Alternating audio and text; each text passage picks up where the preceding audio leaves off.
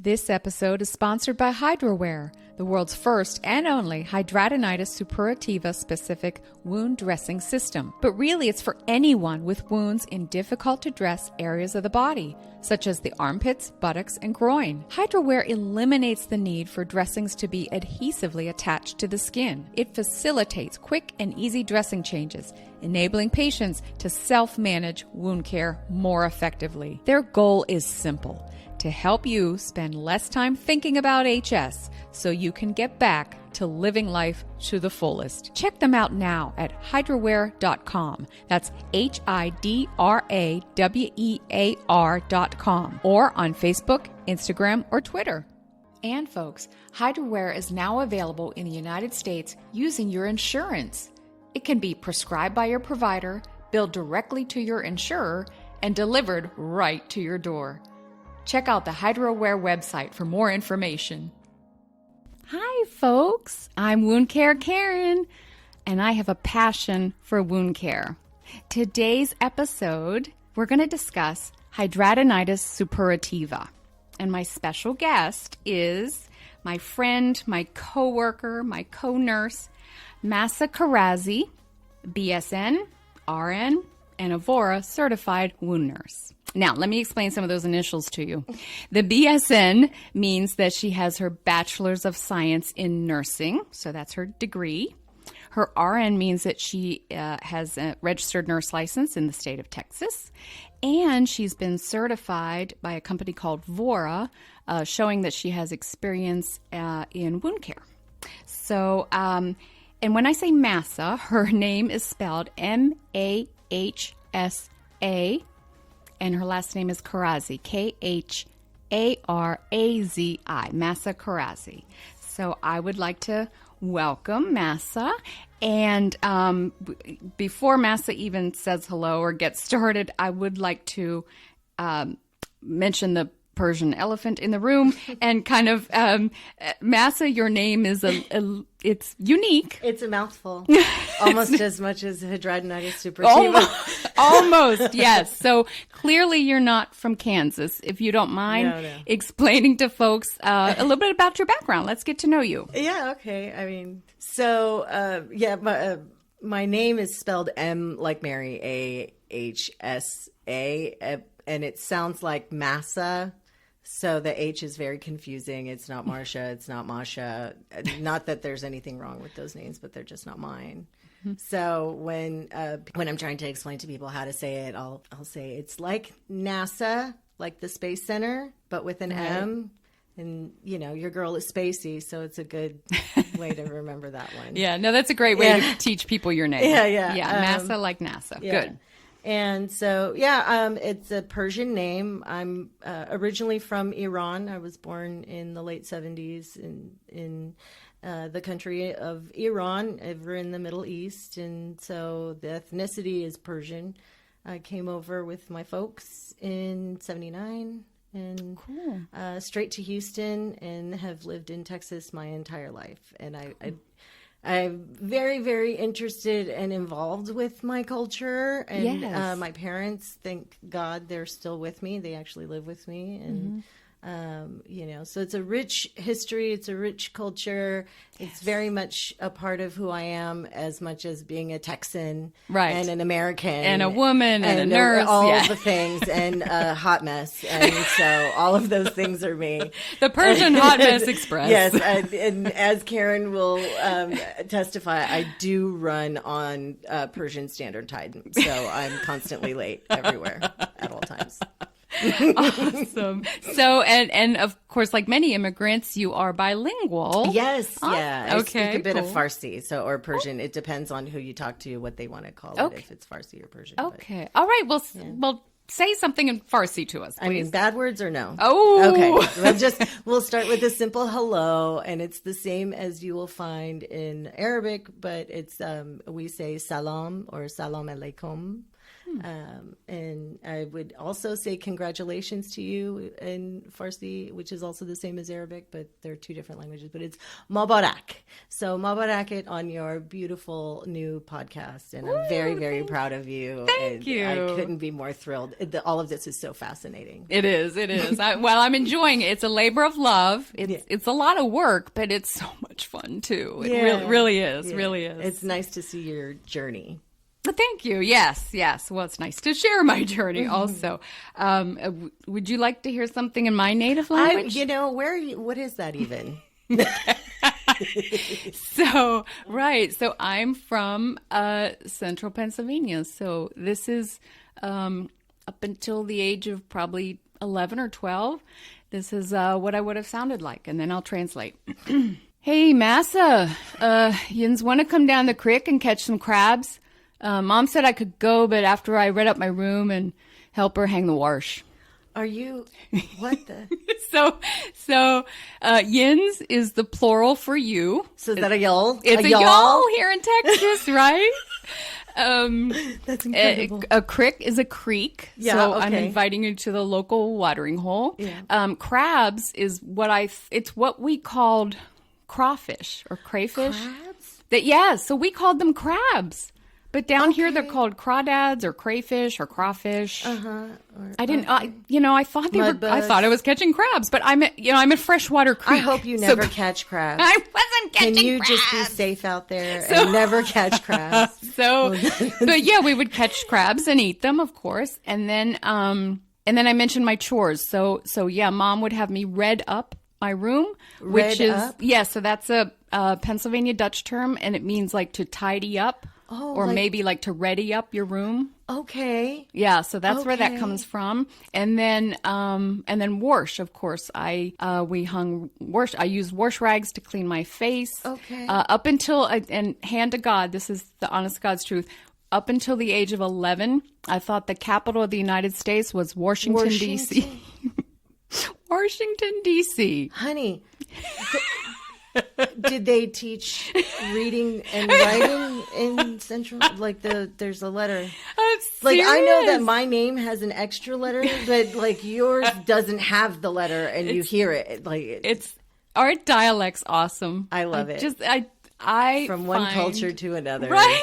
Yeah. I find, wordplay and language and dialects. That's why I like etymology of words. Yes. I find it Say etymology again. And I love etymology. I can't even stand you right now. It's so good. All right. So all the way from central Pennsylvania and Iran, here is Mahsa Kharazi and Wunker Karen. So Hidradenitis Suppurativa. My gosh, that's a long word. Yeah. Okay. Can you just give us a definition of it? What does it mean when I say Hidradenitis Suppurativa? What is that? Okay. So hidradenitis, however you want to say it. There's so many. It sounds like a dinosaur in your mouth. But, yeah, it sounds like a Harry Potter spell, doesn't it? Yeah, but not a good like a curse. Yeah, yeah. Heck. So hidradenitis suppurativa, which because it's such, I'm just going to call it's commonly called HS. So I'm just going to refer to it as HS from here on out. And if you're confused, you haven't been listening. You just need to rewind the cast. Right. So, so HS, it's pretty complicated, but let's try and just break it down to its essence. It's a chronic inflammatory skin condition. It's progressive. And there's no cure. And so we'll talk about this a little later on, that there's some debate whether it's autoimmune or autoinflammatory, but it's in that world. So HS has also been called acne inversus or acne inversa, depending on where you go. But it's not really, that's an antiquated term for it. But that's what it was, first called when in the late 1800s, when it was kind of first starting to be identified. Right. And can I give you the root words where hidradenitis suppurativa came from? Is this your etymology? Let me break down these words for you because I love to. Okay, awesome. So hidradenitis, the first root of that word it comes from hydros. It's the Greek word hydros, which means water. But since we're talking about the body, it means sweat. Okay, so sweat. And then adon is a Greek word meaning gland. Okay. And then, of course, itis, we're very familiar with words that end in itis, and that means inflammatory disease or inflammation. So it's literally inflammation of the sweat gland. Okay, yeah. And then suppurativa is actually from a Latin word, suppurativus, which meant literally to discharge pus or to form Delicious. pus. You're welcome. And you and I know, of course, in medicine, we don't use the word pus. I hate that. It's not a medical so term. much. Right? I do too. How many notes and progress notes and surgical notes? And please don't describe it as the adjective pus. Like pus and then e to describe. No, Nope. it doesn't look good on paper. No. And that's a completely different thing. No, and in fact, so the medical term, so suppurativus, the base why word. do you sound so like Italiano? Yeah, Suppurativa. Because I'm Latin. So the PUR in it, that's the base of our medical term for pus, which is purulence. Yay, purulence. And of course the adjective purulent. So those are the words in medicine that we use to describe pus. So Yes, and you'll hear me say those words and not yucky. PUS word. Okay, right. So again, literally, an inflamed sweat gland which discharges pus. You know what? And that on first glance, when you're looking at this condition, is a perfect description. Right. I could see why they would name it that. Yes, I can too. On first glance, that's what it looks like, an what it looks infected like. sweat gland that's discharging pus. Right, but it's not that. So we know yes, that now. but no. Right. Also, yes, and ish. then Maybe they should just end it in ish. ish. Itis. Right. Ish. Yes. Is. Okay. So, thank you for that, by the way, because this is so fascinating. It's so interesting. I love it. But the acne inversus, also, if you want to break that down, it looks like, that's basically more of a description of how deep-seated these nodules that can come up can be. These lesions can be very big and inflamed and angry and hard, and it's just very painful. So it's less used. Like I said, it's very antiquated. So talk more about how to define it. It's thought that this condition is thought to affect that level of the skin where hair follicles and apocrine, which is a specialized type of sweat gland. This is where that occurs, this level of skin in these regions of the body. Okay. So what does it look like? Like what are the symptoms? You're going to have deep-seated nodules, abscesses. These lesions will oftentimes sinus tract to one another. You're going to have lots of inflammation around the lesion. You're going to have lots of purulent drainage. Pussy drainage. I can't even with you. I had to. You had to, don't you? Yeah.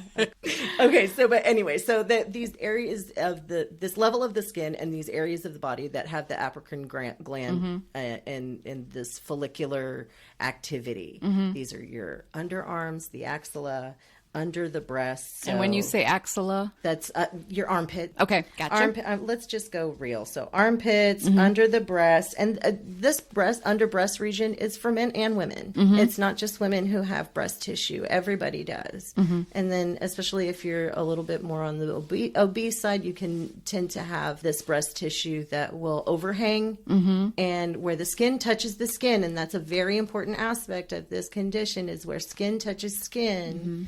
You're going to end up having an eruption or a lesion that can surface, and they can be as small as a pimple or as I've seen them as large as oranges in some region. So you can imagine that it's very painful, right? And that's why it's considered a debilitating. Almost every source that you look at for something like this, they'll describe it as a debilitating condition. So yes, under the breast, in the armpits, under the belly hang, on the mons pubis, groin, between the legs, buttocks, pilonidal cysts and pilonidal sinuses are very common as well. The perianal region, and then especially again with people who are a little bit more obese, you have it in the flank because you got back fat. I got back fat. Who doesn't have back fat? I mean, not I don't trust people that don't have back fat. Listen, I may trust you, but I need to know what you did to get rid of it. What kind of garments are you wearing? Right. So anywhere, these are all our dark, moist areas where skin, like you said, skin touches skin. We sweat a lot. Yeah. All right. So, but the two elements that are usually common are follicles, hair follicles, and some sources say it's only in the terminal hair follicles. So these are the darker hairs, not like the little peach fuzzy hairs.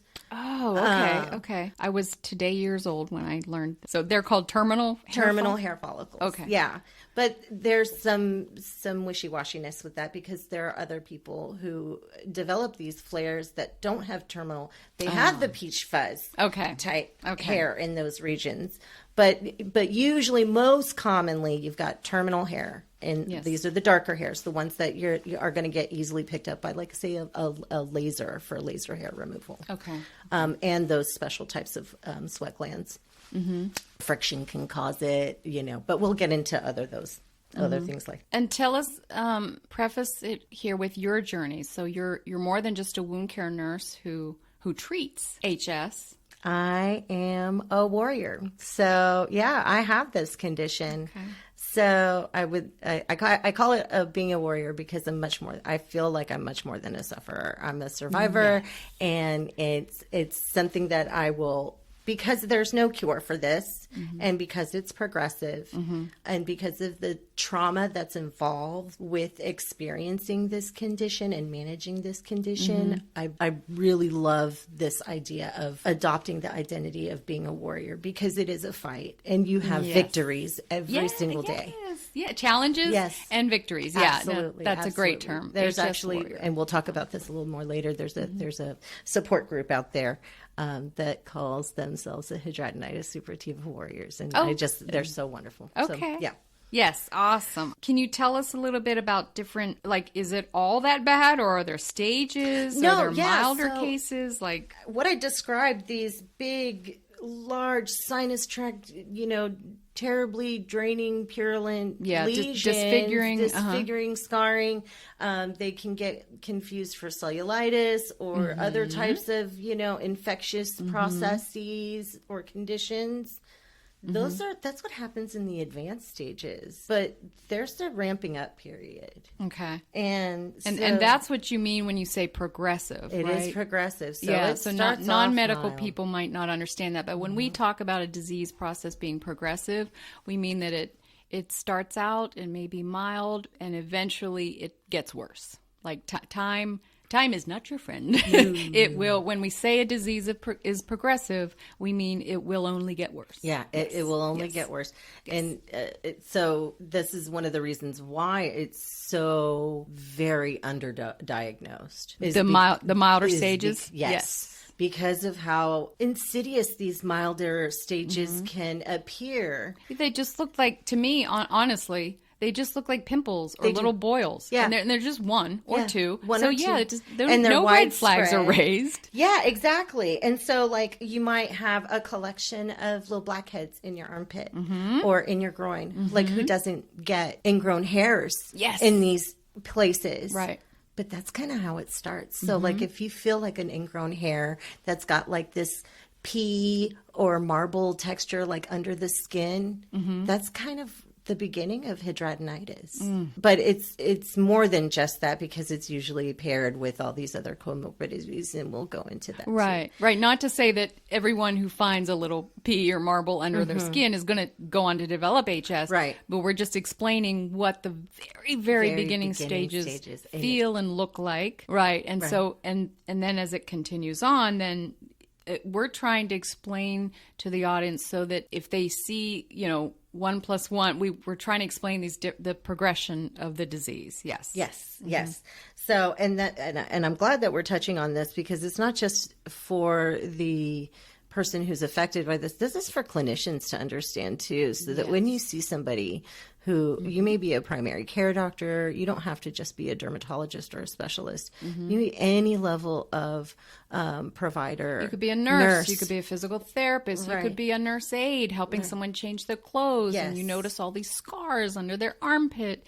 Yes, this is for everyone. Just like every other, how often do we hear it? Every other level of care and so many conditions. The more eyes that are out there looking for certain signs and symptoms of things, and with the awareness of the existence of these conditions, the more we'll get treatment at earlier stages, so that we can help more people avoid because there is a way to slow the progression. And we'll talk about that more later. But just like with any other disease, you catch it early, you treat it early, you get better results. Like anything, yes. So so we talked about the mild, and it's like peas and marbles under the skin.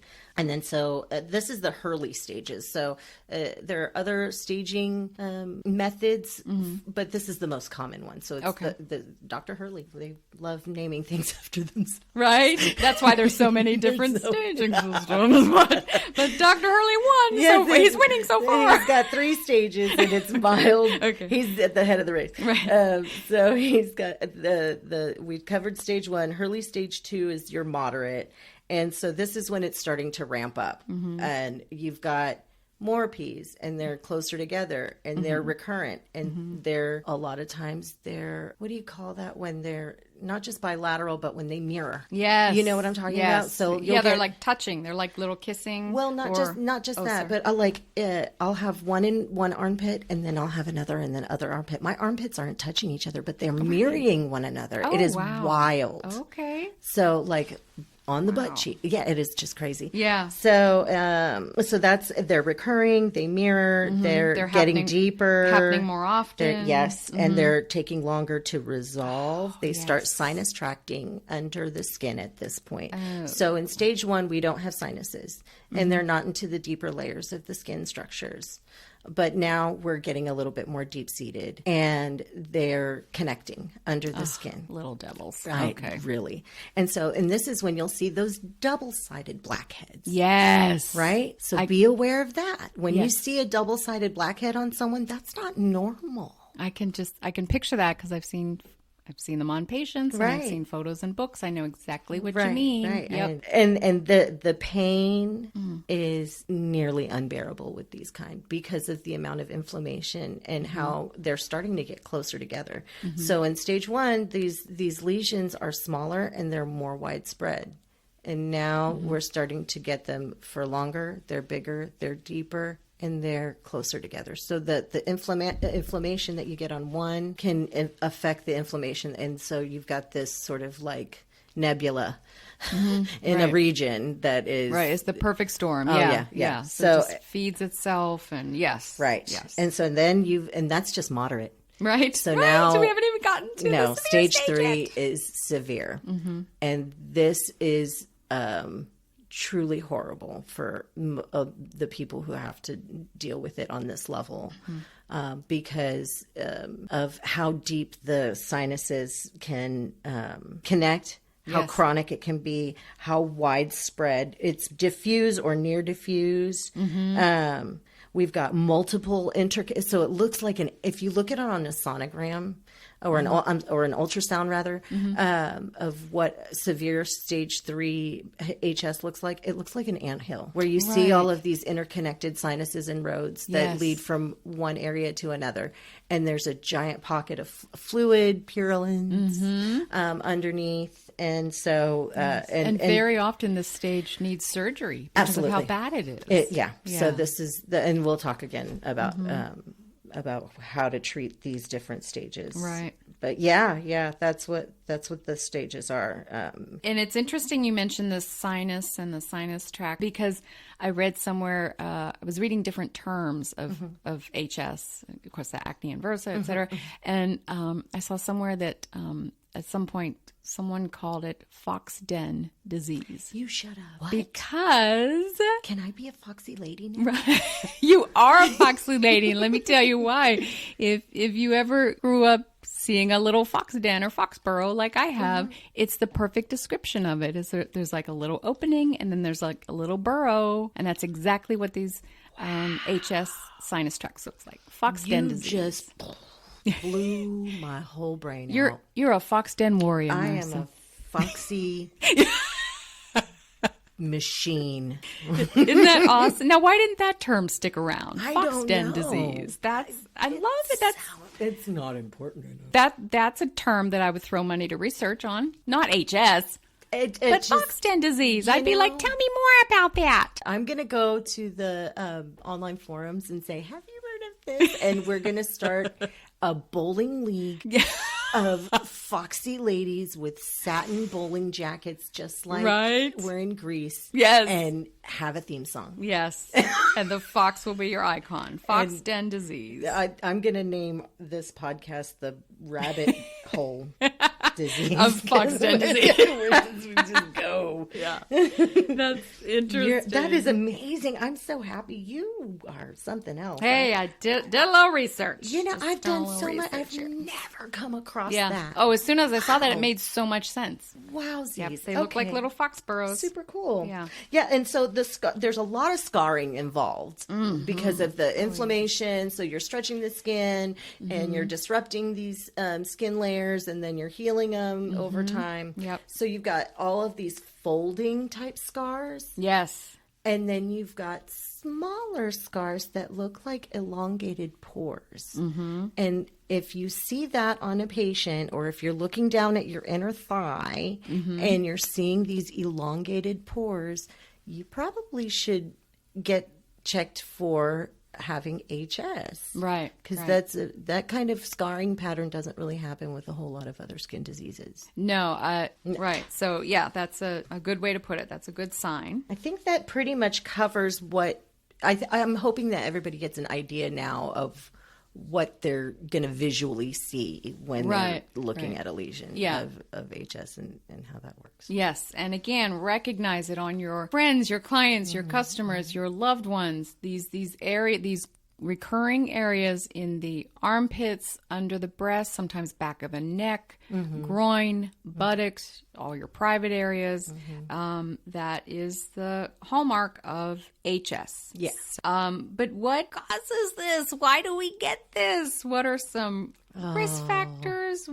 Tell us more, Mahsa. Okay, so no one knows what really causes it. We have an idea. But that's still, even though it was discovered in the late 1800s, it's a big black hole. We don't know. There hasn't been enough study. And so what we do know, we know.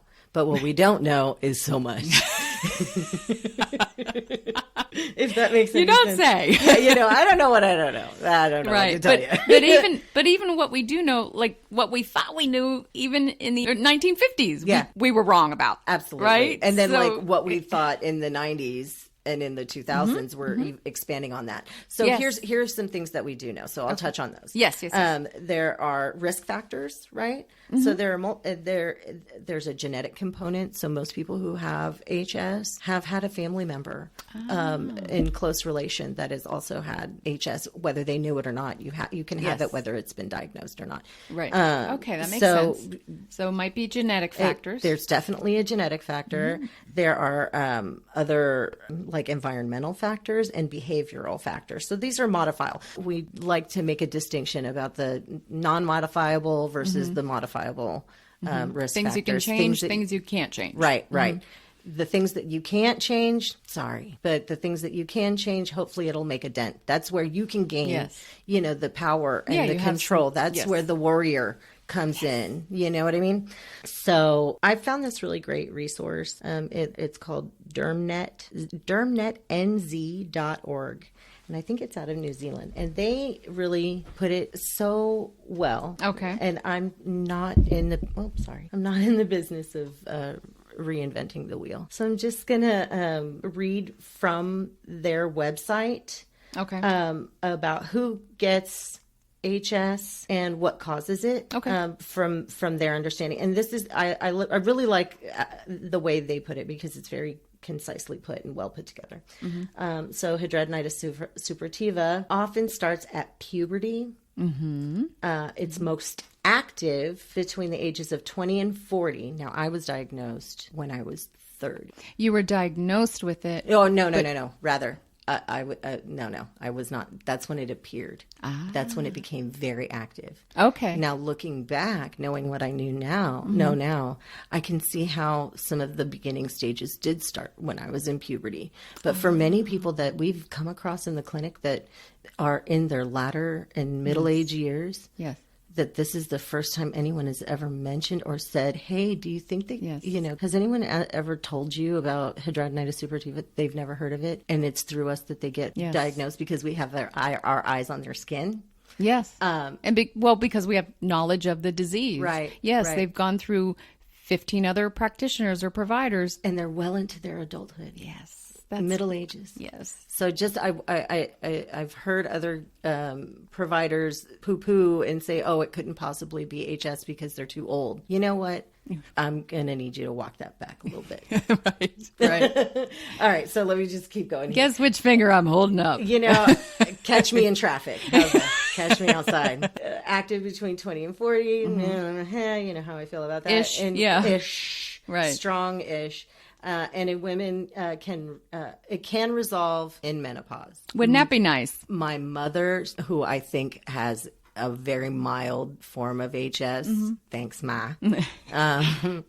She's already past that age. She's in her 70s. She'll still get a bump here or there. Okay. So poo-poo on this too. Darn. Well, but all of this is anecdotal, yeah? So it's like the confluence of evidence. Anyhow, but I digress. But the good news is she doesn't have a severe case of it, and she's postmenopausal, so that is great news. Yes, if you could just hang on and reach menopause, it'll get milder. You've got another kind of hell waiting for you in a different way. That's a whole nother podcast.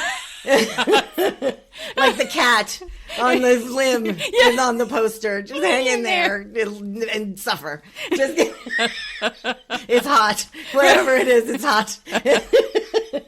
Okay, and this is interesting. It's 3 times more common in females than men. So if ladies out there, it's 3 times more. You're 3 times more likely to develop this than a guy. Yeah. But that number this is what makes me think a lot of it is hormonal. Yeah. That's what it just convinces me. And but just from our experience, though, we have treated men and women in our own care clinic. Yeah. That's interesting because that statistic kind of gets turned directly on its ear when you talk about Asian origins. Oh. Isn't that interesting? So male Asians have a higher rate than female.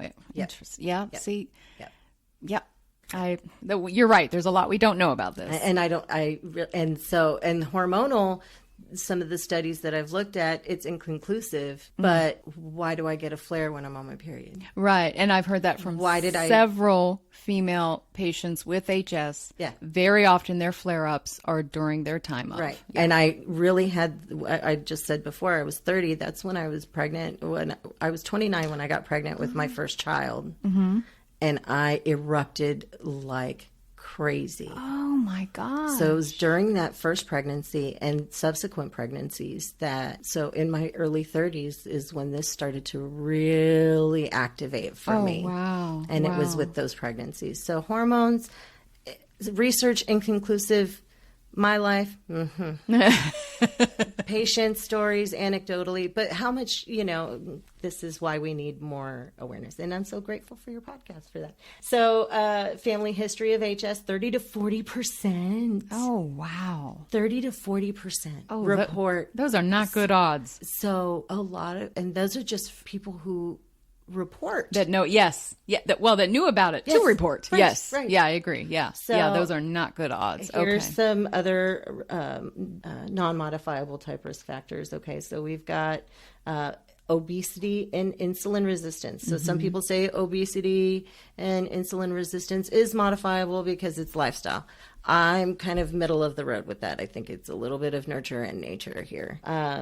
So I think it's a lot of nature, honestly. Yeah, honestly, yeah. I tend As to a agree fellow with you. fatty myself, But does that mean that if you're insulin resistant, you're going to and or obese, you're going to get HS? No, Nope. because there are so many very slender people, men and women, Yes. who have HS, never been diabetic, don't have diabetes. Yes, you're right. And, You're right. and aren't insulin resistant. Yeah, we treat people. Yeah, we have treated people of all sizes. 100%. You're right. It's not just this thing obesity. is not a kind master. Cigarette smoking, that's modifiable, right? Yes. So there's a strong correlation. Correlation is not causation. With cigarette smoking and HS. A lot of the people who report having HS are also cigarette smokers. But again, correlation, not causation. It's just one of those things that makes it worse. But there are also, again, other people out there who have never smoked, Yes. never want to smoke, don't even have secondhand smoke ever in their life, and they've got this thing. Right. Right. So, Yeah, or the chicken and the egg thing. Are they smoking because they have HS? honestly, To deal with their stress, I've had you a know? smoke or two because I just hate this shit so much. Excuse my language. But did I get a flare? No. Right. Is right. smoking good for you? No. No. Please don't. Right. Ever. Again, like any wound, so HS causes you to have wounds, and smoking will really slow down your wound healing. So again, just yet another reason to not smoke. Yeah. Yes. Yeah. So another interesting thing is African ethnicity. So, our African Americans are people who are very melanin rich, have a higher likelihood of developing this, especially, I've seen a lot in men and women. There's a Humira ad that you can see on TV right now. Yes, I saw and that. it's a beautiful black man. And he's walking down the street, and it's an advertisement for Humira to treat HS. And I just love that commercial because it's a target for the people who need to see it and hear about it. I So- about cried when I saw it. It was the first time I ever saw mentioned in advertising about HS. Yeah, So, I did a double take. I'm Yeah. like, did they say HS? Is that Wow. excuse me? Yeah, Yeah. excuse me. Yeah. So, Yeah, I did. I dropped a tear. But all right, some more of these factors are follicular occlusion syndrome, acne conglobata. ooh, conglobata. Yeah, so this is where deep-seated nodules, like foxden, like you're describing, where they burrow and connect. That's what happens in acne conglobata. Oh, Right? okay. So it's very similar to HS, although the vulgaris, that certain type of bacteria isn't present for HS where it is in acne. But it acts a lot the same in some ways. And it might be part of a syndrome because I remember having this type of acne when I was younger and had to get treated with Accutane. Oh, Isn't that okay. wild? Yeah. Interesting. So dissecting cellulitis is one of them, and pilonidal sinus.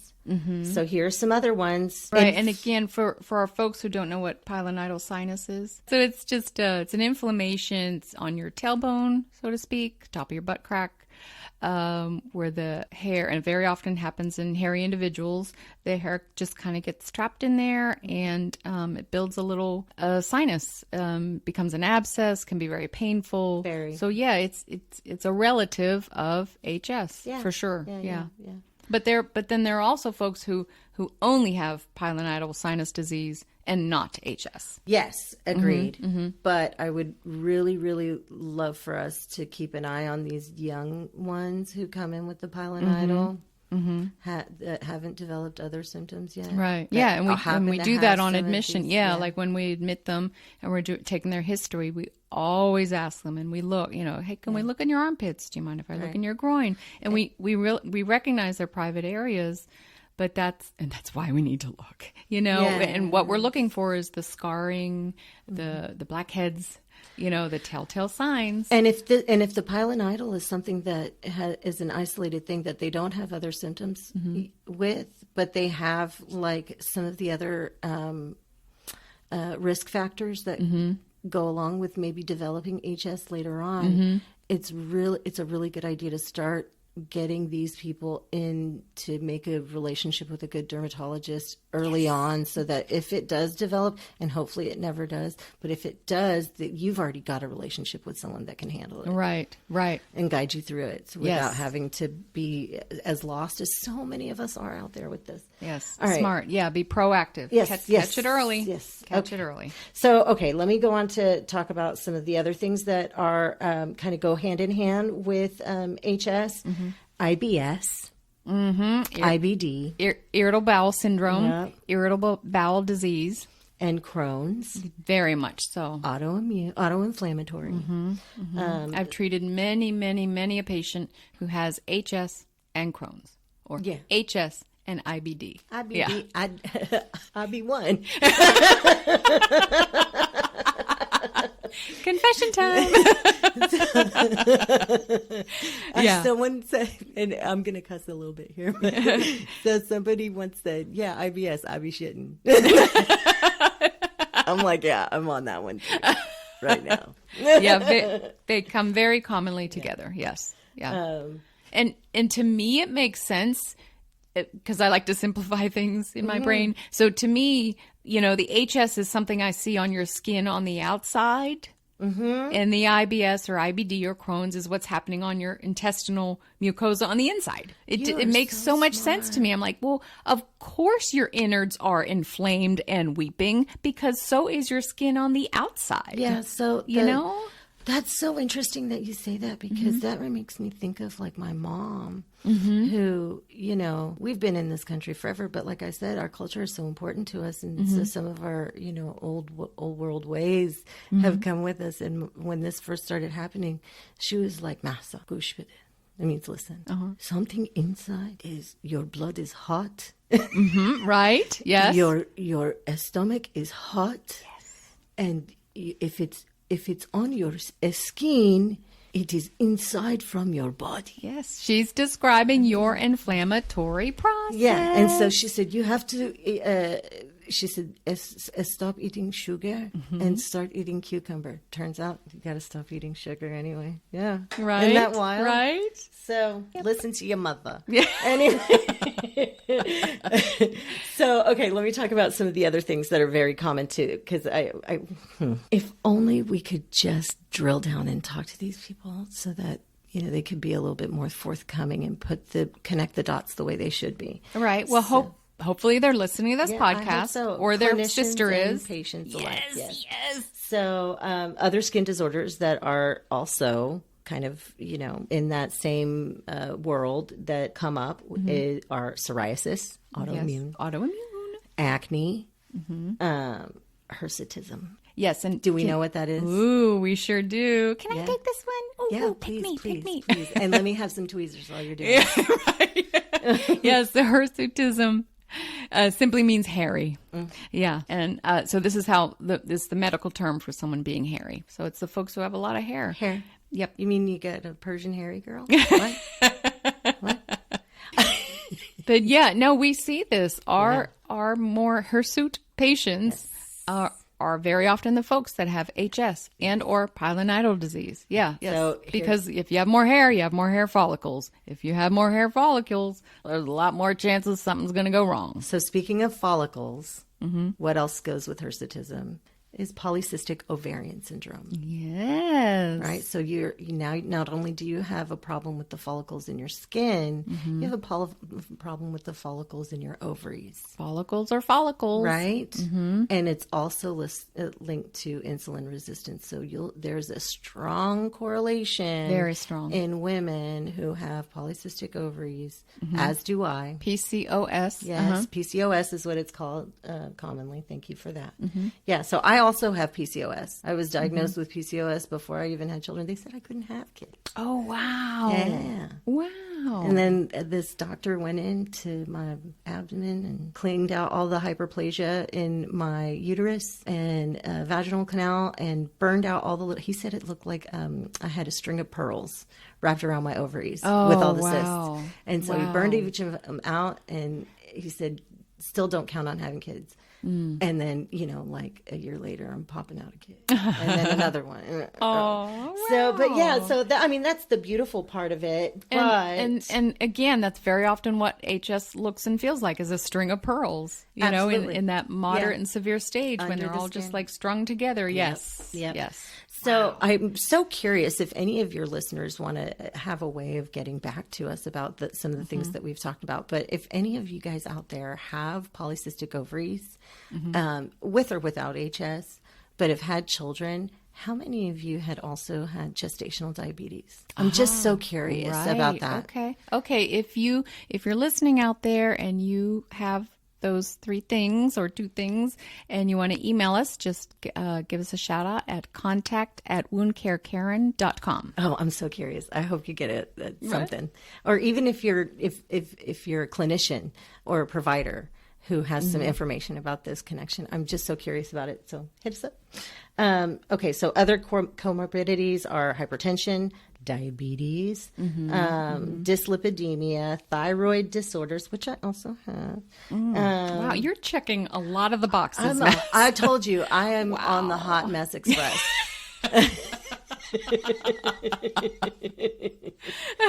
I don't have hypertension. I have hypotension, which goes along with having thyroid issues. So. Oh, okay. Yeah, okay. and Interesting. So there's a whole host of things, and I'm really just not going to continue to waste your time, but on this, because everybody can go to this website and read all about it. And like I said, it's really well put together in this particular source, dermnetnz.org. But one thing that we'll share that link in the description of the podcast here. Yeah, for sure. The one thing that they do highlight in this website under this section here about who gets HS is they're looking at these syndromes, which this is the only place I've ever seen these syndromes sort of talked about in connection with hidradenitis. So one is called PASH, PASH syndrome. Okay. So it's a grouping of pyoderma gangrenosum, which we see in the clinic a lot. Yes. Acne and hidradenitis suppurativa. And then there's PAPASH. And again, all what we think autoimmune things. Autoimmune, auto-inflammatory. Yes. All kinds of auto. Wow. Yeah. And then PAPASH syndrome is pyogenic arthritis, pyoderma gangrenosum, acne, and hidradenitis suppurativa. Wow. Isn't that wild? It's just, again, I think there's so much that we don't understand about the human body, about the role of immunity and hormones and inflammation and how they all work together. Right. Or don't or don't get along. How how can a beautiful, family turn into a dysfunctional family? And that's what happens in your immune system when all of these things go haywire. Right. Because I'm thinking, so many of our wound care patients have more than one autoimmune disorder. Yes. And it's any of those that you have mentioned. It's like a circus. It is. Yes, it is. It is. When you've got one, pretty sure you've got something else going on. Yeah. And we were talking earlier when we were just chit-chatting about how the role of possibly how EDS, Ehlers-Danlos syndrome, which is a connective tissue disorder, has also been linked with, especially in women, with ADHD and autism, and now there's rumblings of the same thing with HS. Wow. So, and it would make so much sense that there's a connective tissue disorder. Yeah. And it's autoimmune. Yes. Yeah. The more we know, the more questions we end up, and the dumber I feel. And I love that. I love that because it makes me so curious. It frustrates me in the beginning because just when I think I know the answer, HS is, it's autoimmune. And then you go down that rabbit hole and you're like, wait, no, it's autoinflammatory? Wait. Yeah. And then we're going to start talking about what autoinfective is. Autoinfective. So a lot of times when you hear about autoinfective, you'll hear about it in respect to like parasites. But autoinfective really just means that you're getting an infection. So from one bacteria getting transplanted to another part of your body. So it's, you are your own source of of a bacterial infection. Yeah, which your own happens in natural HS. your own natural bacteria or yeast or fungi or whatever it is that is on you is now infecting a different part of your body. Okay, Right, I can which picture happens that. in HS. So we talk about it all the time about how one of the reasons why it's so confusing to providers because it looks like cellulitis, it looks like an infection. Rightfully so. It behaves like an infection. It does. You had me at pus. Yeah, yes. right, The purulence itself very often makes many or most providers think infection. Absolutely, because so you've got what all do of they those markers. do? You've got the induration. Yes, it's red, it's hard, it's hot, and it's draining pus. Yeah, and it stinks. And and it stinks, literally. Right? Yes. So what about that says this is not infected? Right. Let's take a culture. Those are the Guess symptoms what of comes infection. back? It's sterile. Right? And that leaves them scratching their head. How can this purulent drainage, this pus that I just sent to the lab, how it's can so it come pussy. back sterile? Yes. How can it come back sterile? How do you smell pussy? Listen, this is a family show. Trying to keep it clean here. Sterile, in fact. But yeah, you're right. So so very often when HS lesions are, when send a specimen to the lab, the culture comes back sterile, no growth. Nope. No growth. Regular skin flora. Normal skin flora. Okay, so here's what's so awesome about the quote unquote normal skin flora. Your normal skin flora makes me sick. Yes. Literally. Yes. Literally. Yes. So this is where that comes into play. And then you can get secondary bacterial infections in an open wound. So we're touching, we're moving. I have an altered immune system. Yes. Right. And then Here, the staph that lives pen. on your skin. Yes. Yep. Comes into my armpit. I lend you my stethoscope. Yeah. Yeah. Here, now hold I this, have an Mahsa. infection. Right. And Massa's not being rude when she says my normal skin flora makes her sick. What we're literally talking about is our microbiome. Yeah. One of my favorite words. So... Can I break it down? Please do. Because whereas micro, Greek mikro, meaning small or little, and biome from Latin bio, meaning life. So little life. Yeah. It's our little life. So this is I'm so happy that you broke it down like that. Because you have to look at we all have more bacteria cells in and on our body than we do human cells. Oh, yes. That is a fact. Oh, absolutely. 100%. Yes, the majority of our weight is our microbiome. And we all have bacteria, yeast, fungi, and parasites living on us all over our body. So you can every think day. of your skin as a little ecosystem. Yes, a little city, a little country. Yes. So my city is at war. And the residents of my city are different than the residents of your city. And so I have an altered microbiome. Because of your HS. Right. And that's what they're saying. Again, correlation, not causation. But they're finding these things as consistent findings in the studies that they're. And I'll give you the link for this article that kind of breaks that down. And now it's pretty science heavy article, but for all of you science nerds out there who love microbiology, like Karen and I do, you can decode that one and read it. And it's so interesting. Like I can't even scream the praises of this article. Even awesome. It just breaks everything down so well. Right. Because there has to be a reason why my microbiome on my skin and on my insides is perfectly fine, and it's not at war with itself. As a matter of fact, it's helping you to keep you healthy, to help fight invaders. Yes. And mine is like, nope, off the clock. Sorry. On vacation, gone fishing. New phone. Who did? Right? That is we need science. We need research to figure this out. Why? Science. Why does mine act perfectly fine and normal and keep me healthy and glowing? And why is yours at war with itself in your armpits, groin, private areas, etc.? So it's not about being unhygienic. Nope. We're too clean. Yes. We're too clean. And we got to get cleaner. That's why I have a dirty mouth. Dirty girl. But okay, so now that you're talking about this microbiome, and we were earlier talking about inflammatory bowel disease and IBS. So they found with IBS that it's an alteration in the microbiome of your gut. So same. Yes. Same. Yeah. Interesting. And the treatment, one of the treatments for IBS or IBD is the fecal transplant. And that is just what it sounds like, where we take shite from healthy people who do not have IBS, and we literally put it inside of folks who are suffering and sometimes dying. Pills? There are pills, but there's also enemas and, for several different ways to get it in there. Baby girl. But to put these healthy, happy germs, bacteria, yeast, fungi. Can I just take a probiotic?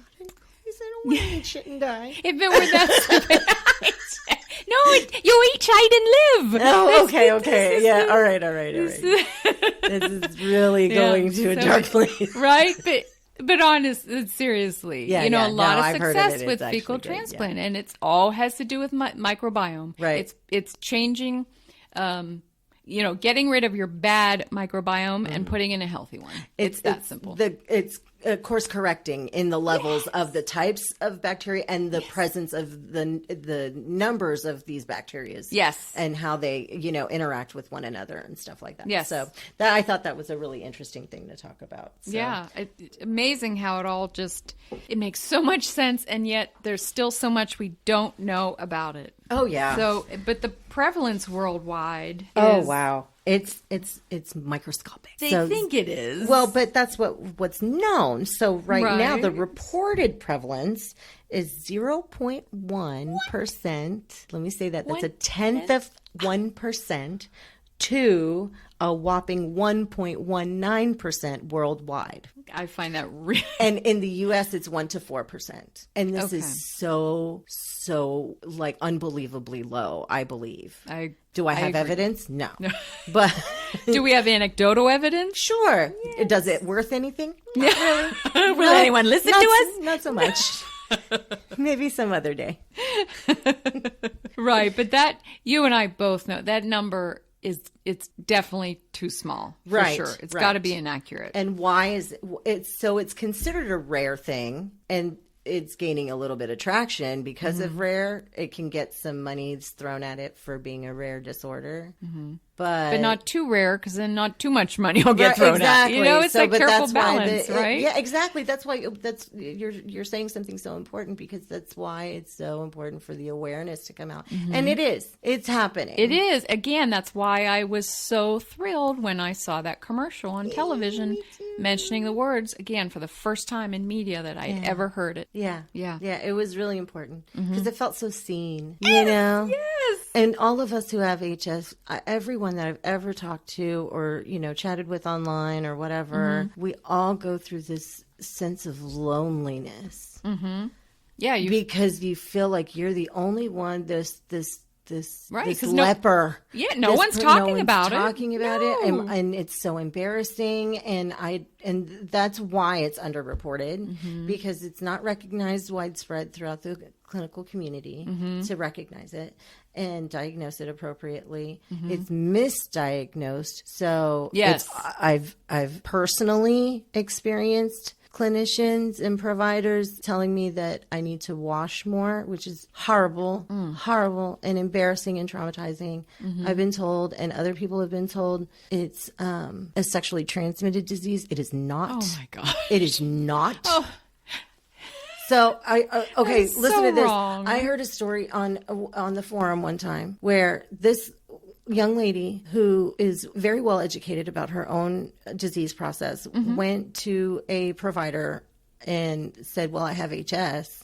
And the provider was like, let's get you some acyclovir, because she thought she was saying herpes simplex. HSV. I see. I'm like, we're not going to ask questions, you right. idiot. Thanks for assuming. Yes. Yes. Do better, guys. Do better. Yeah. And again, not that anything's wrong with having HSV, and there are treatments for it. But absolutely. to just assume that, and what a big difference. What an you insult couldn't to be more somebody wrong. who has HSV, and what an insult to somebody who has HS. Agreed. Like, you're not going to do your due diligence to get to know your patient. Right, because they're completely different processes, different treatments. Yes. So anyway, that's my soapbox, and I'll talk to you later.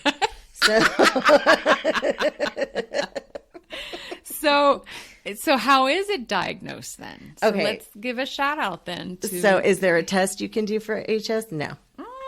No. It's all about clinical presentation. That's why it's so important for clinicians to willingly educate themselves, because you're not going to learn about it in nursing school. You're not going to really get taught about it too much in medical school, in your rounds. I mean, how much is there a dermatology? Rotation for dermatology. Sorry. when you're in medical school? About it? It's probably very small. It's just like anything else that's specialized in the medical field. You have to kind of search it out on your own. And there's plenty of information out there.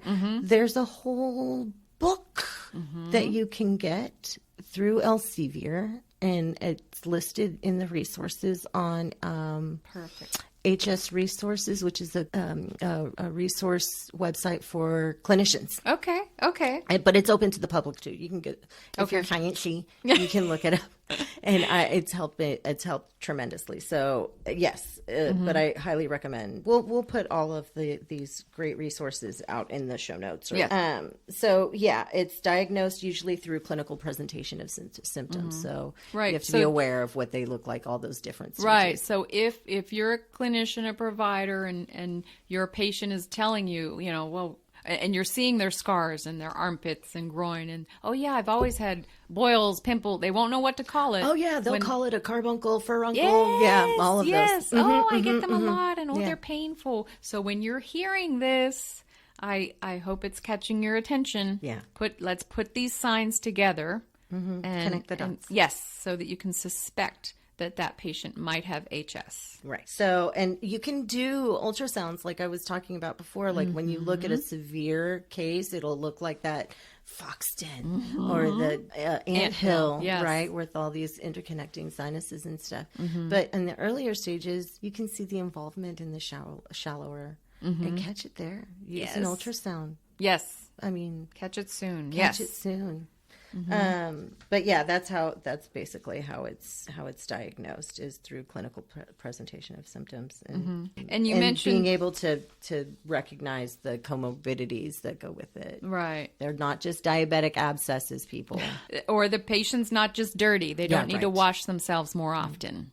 Yes, you do need to control your sugars, but what about the person who's insulin resistant and doesn't have diabetes and still get these diabetic ulcer or diabetic abscesses in the warmer months on the buttocks or in the perineum? Right. Right. Let's watch out for those people, not just shame them for being, obese and diabetic. Yes, exactly. So we're talking about these theories, autoimmune. We're throwing out these words: autoimmune, right. Autoinflammatory, autoinfective. The first time I heard that today, right? Right. So talk a little bit about this. Which is it? Do we know? Is it all three? What does each one mean? Yeah. Have you ever seen a rainbow-colored zebra? That's what this is. It's everything, all of it. Everything. It is like, a Muppet that has all the body parts attached to it. It is that. So autoimmune, let's talk about it a little bit. Autoimmune, we've always heard this term. We know that it's when your body attacks itself, right? So, but what part of the immune system? It's the adaptive immune system that is attacking native structures. So your common ones that people have heard of are going to be like lupus and rheumatoid arthritis, right? Yeah, a lot of folks have heard of that. Psoriasis is autoimmune. This involves the adaptive immune system. Antibodies attack native cells and structures. That's your RA, your lupus, and your psoriasis. Now, RA is rheumatoid arthritis. Okay. So that's where you see these. Who's that lady? Mary Berry from the earlier episodes of the British baking show. Oh, yes. Do you remember Yeah, her? we all She know would her. show her hands. That's classic Ari. So she had swan neck, fingers, and The like really large joints. Really, yes. Yes. And then they were starting to turn in and get deformed. So that's your RA, right? It's very painful. Painful, yes. Right. So and that's a common thing with all of these autos is the pain because you're of the just inflammation. Yes. it just you're turned on yourself. Yes. So autoinflammatory, right? So this is your innate immune system that's turning on you. So like say you get a cut or say you get some bacteria in your skin or you get a little bit of a cold and then you're that's when you see the inflammation happen. That's part of your immune system. Yes. Right. So yes. Right, because inflammation is natural. It's part of a process of your body. It's necessary for life. Yes. Yes. This is part of your immune system doing exactly what it needs to do to fight an invader. So what happens when your body is like, oh, this invader happens to belong to me.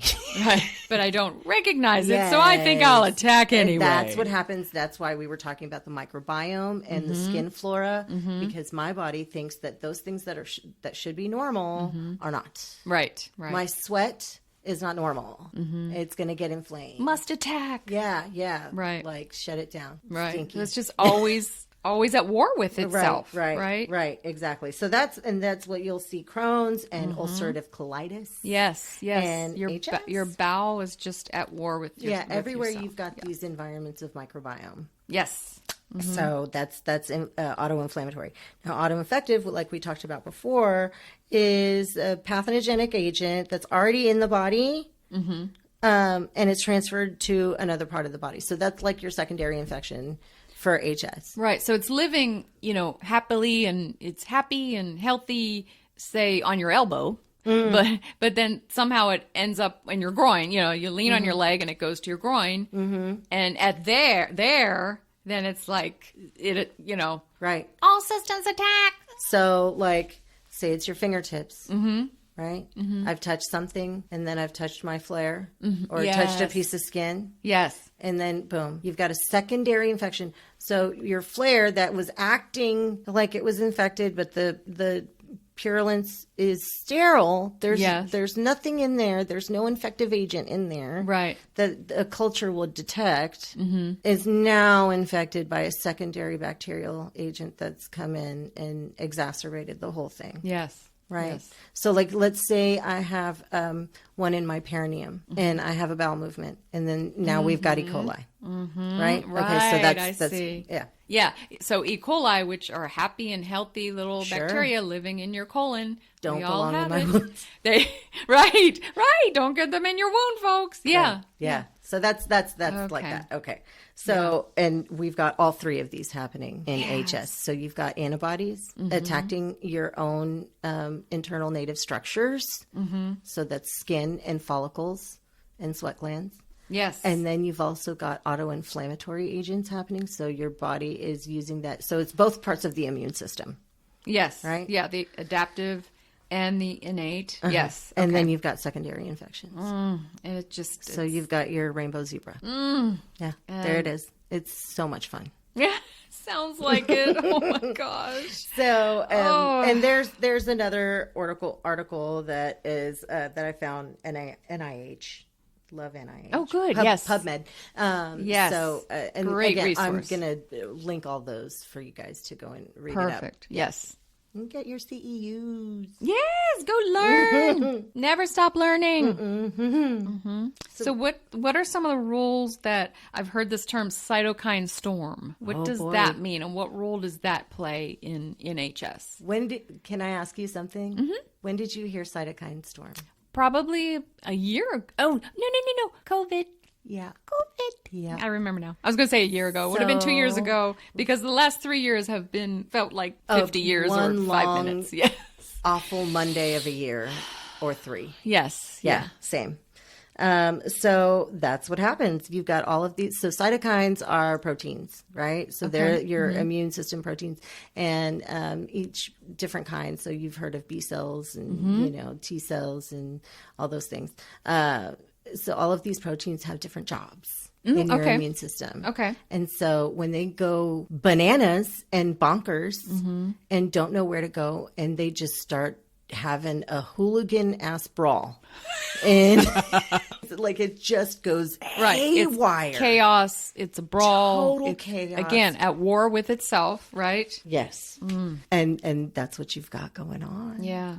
Right? Yeah. So just on a COVID note, there's been some research. There's a paper out there talking about HS and COVID, and I highly recommend you guys go look it up. And, it's very interesting. Very interesting stuff out there. Yeah, because it has to do with the role of the cytokines and the cytokine storm and the use of biologics and DMARDs in treating COVID. Oh, okay. Yeah. Okay. Yeah, Yes. yeah. I can see the connection there. Yeah. Okay. So anyway, it's very cool. Very cool. But I digress. That's all right. And we've already talked about the microbiome. And again, like mine seems to play well with itself, perfectly fine, happy. And for some reason, yours is at war with itself. Right. So what happens when I have an open wound that won't stop draining? And I've had it open for over a year. Why won't it heal? Has to also do with this microbiome that ends up creating a biofilm. And what is a biofilm? So it's like this matrix of different types of bacterias that aren't necessarily. So bacteria usually like to hang out with each other. They do. You know, like they like to group together in like, I'm going to hang out with my kind. Biofilm happens when different types of bacteria that usually aren't friendly end up linking up and creating this sometimes hasn't there been evidence that says that a biofilm can penetrate into the tissues at least 2 millimeters or more? I think so. Something like it's that. Tough. So it can it's get tough. Kind of deep. Yeah, it gets thick. Right? Yes. And it creates this think of chainmail. That's how I like to think of biofilm. Yes. It's like chainmail. So it's all these different types of bacteria with these different protein structures that have linked up, and it's nearly impenetrable. And it does not like to get destroyed. It is very strong. Right. And it slows healing. Yeah, we know about it in wound care. Right. Because sometimes wounds develop this biofilm. Right. And you can't see it. Nope. So, but that's what happens because you have an altered microbiome for your skin. When you have an open wound, this biofilm immediately develops. Or, I mean, in chronic wounds, rather. I wouldn't say immediately, but it takes time. And it's easy to happen, especially with HS. So that's why a lot of these wounds that have stayed open for a very long time, years in fact, will continue because it's very difficult to disrupt that microbiome. Or, I'm sorry, the biofilm. Yeah. Yes. Yeah. To get through it, get rid of it, or tamp it down so that the wound can go through its natural process of healing. Right. And then go on to healing. Yeah. It takes it's a very aggressive treatment to get rid of the biofilm and keep it, tamped back. Right. So the wound can go on to heal. Right. Oh my gosh, Mahsa. I think I'm starting to see why it's such a long title, Hidradenitis Suppurativa, because this is such a huge subject. It's massive. Yeah, it's totally massive. So, I mean, if everybody is okay with a cliffhanger, we'll come back to a part 2 and readdress some things, go into other things. If you're okay with that, I'm okay with that. I think that's a great idea. All That's right. a great idea. All right. Thank you. Yeah. Hey, clinicians, before I sign off, you're going to want to hear this. HydraWare, the sponsors of this episode, they recently had a pilot study published in the Journal of Wound Care, with study participants experiencing significant improvements in quality of life and reduction in dressing-related pain. You're going to want to check out the study. I'll link it in my show notes. Folks, this podcast was recorded in my studio on the hill in San Antonio, Texas, in December of 2022.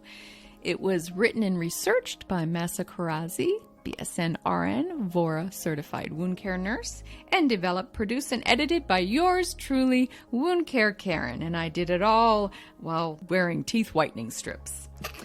The views expressed here belong to me and my guest and not our employers or affiliates. If you liked what you heard, please subscribe and give me a 5-star review. If you have ideas for future topics, drop me a line at contact@woundcarekaren.com or message me on Facebook, Instagram, or YouTube. I'm Wound Care Karen, and please remember, folks, time does not heal all wounds. So if that happens, please seek help from a wound care professional. Bye. Bye.